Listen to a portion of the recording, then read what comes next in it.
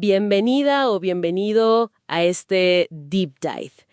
Hoy nos metemos con un concepto fundamental, el materialismo dialéctico. Ajá, Es la filosofía que está como detrás de ideas como el marxismo, el comunismo, ¿verdad? exacto. Una forma de ver el mundo donde lo material, lo físico, es lo principal. Y todo cambia a través de choques, de contradicciones. Exactamente. La idea central es entender cómo nuestras necesidades más básicas, comer, tener un techo, pues terminan moldeando cómo se organiza la sociedad, Claro. la política, incluso nuestra forma de pensar. Es la base filosófica de lo que luego se aplica al análisis social como materialismo histórico. Pero entiendo que hay cierto debate sobre si Marx y Engels mismos lo llamaron así, Sí, eso es un punto importante. o si fue algo que se formalizó después, quizá en la Unión Soviética. Definitivamente algo para desempacar. Empezamos por el origen. ¿De dónde sale esto? Claro. Nace fundamentalmente de darle una vuelta de tuerca a Hegel. Hegel. Para Hegel, lo que movía la historia era la idea, el espíritu abstracto, digamos. Marx y Engels dijeron, un momento, es al revés. Ok. Son las condiciones materiales, la realidad tangible, lo que produce la conciencia, no al revés. O sea, el cerebro produce ideas, no las ideas al cerebro. Interesante. Inversión. ¿Y fue solo contra Hegel o...? No solo él. También criticaron a otros materialistas, como Feuerbach. ¿Por qué? Los veían como muy pasivos, solo contemplando el mundo, ¿entiendes? Marx introduce aquí el concepto clave de praxis. Praxis. Acción. Exacto. La filosofía no debe quedarse en interpretar el mundo, tiene que buscar transformarlo.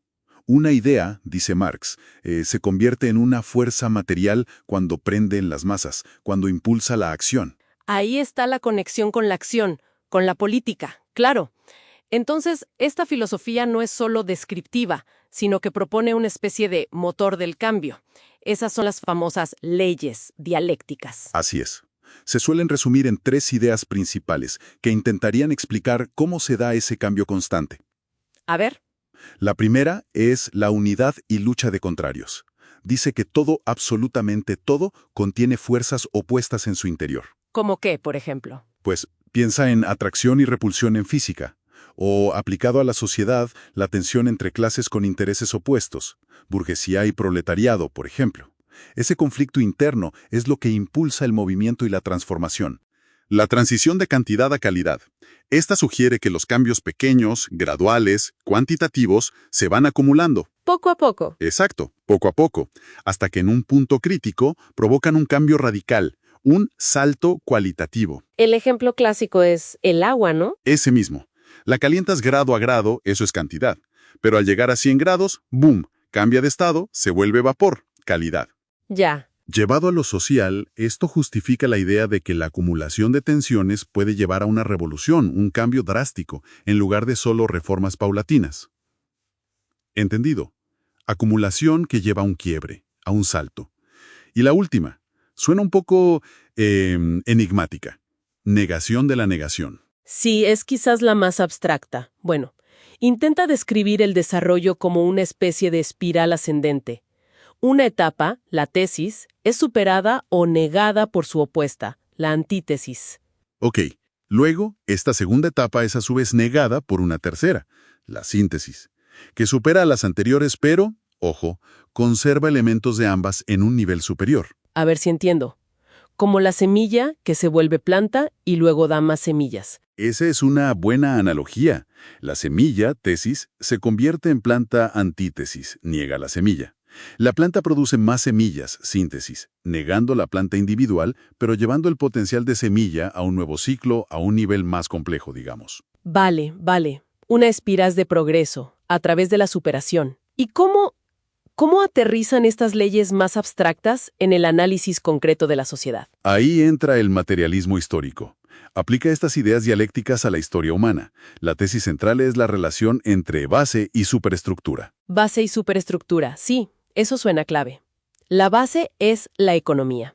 Cómo producimos las cosas, las relaciones de producción. Y esta base económica determina, en última instancia, la superestructura, las leyes, la política, la cultura, la religión, las ideas dominantes. Entiendo. Y el motor principal de cambio en esta estructura, y aquí conectamos con la primera ley dialéctica, es la lucha de clases. El conflicto El conflicto inherente entre quienes poseen los medios de producción y quienes no. es un esquema, pues, potente para analizar la sociedad, pero imagino que ha recibido críticas fuertes, ¿no? Muchísimas, sí. Una de las principales es la acusación de dogmatismo. Se critica que, especialmente bajo el stalinismo, el llamado diamat, Diamat. sí, materialismo dialéctico, como doctrina oficial. Bueno, se critica que se convirtió en un sistema cerrado, rígido, casi una religión de Estado presentada como ciencia incuestionable. Claro. Filósofos como Sartre, por ejemplo, rechazaron esa idea de leyes históricas predeterminadas que anularían la libertad humana. Claro. La idea de un destino histórico fijo es problemática.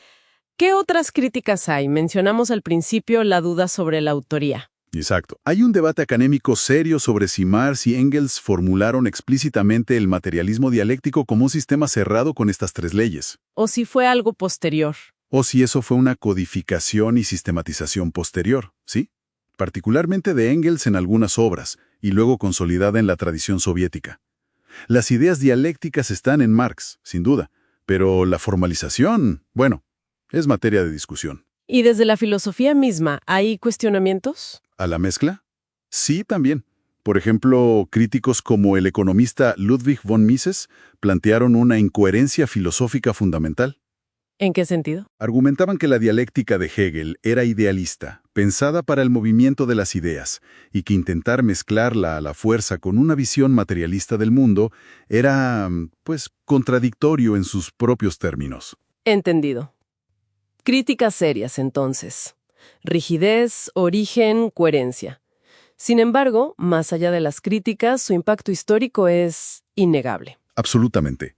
A pesar de todo y de la caída de los regímenes que lo adoptaron como ideología oficial, fue la base conceptual para revoluciones que cambiaron el siglo XX. Rusia, China, Cuba, Vietnam. Marcó una era. Sin duda.